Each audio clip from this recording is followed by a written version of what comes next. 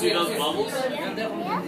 Excellent. So these are actually going to be low pressure springs. So at this point, we can pretty well distinguish the high pressure and low pressure springs based on the absence or presence of these bubbling limestone sands. So each of these bubbling areas is actually releasing 1 to 3 gallons of water per minute into this lake. Wow. And those sands, that limestone sands down below, are actually going to make up the bulk of the lake floor, along with that darker material known as humus, that's decayed plant and animal life. Flash ಇರಲಿ ನನಗೆ reflection It's an excellent shot with that bass swimming right there. sea bass.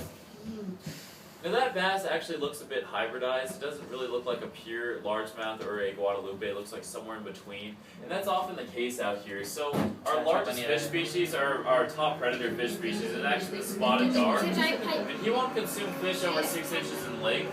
The result of that is that the fish over 6 inches in length are going to be unthreatened pretty much by any of the species out here. So they're kind of left to thrive and have their own activities, and they're a little bit isolated and a little bit incestuous in a way.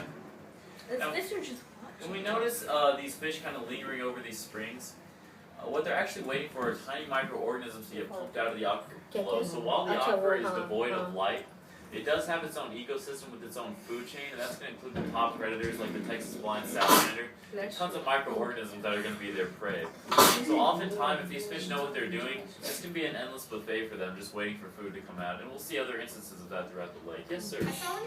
I saw one of the fishes actually go down and kind of like headbutt it a bit. Headbutt the sands? Yeah. Yeah, so sometimes it's really cool. You'll see them kind of spitting out rocks, and that's when a lot of them are eating algae. So they'll go down, pick up a little pebble or something with the algae, kind of suck it off, and then you'll see them spit it out. Yeah, I think that's what it did. That might, yeah.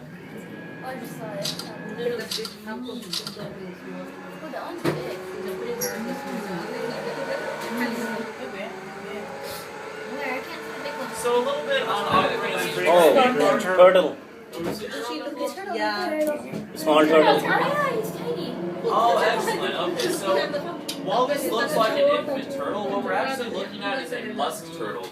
Now, if you think of musk species, reptiles,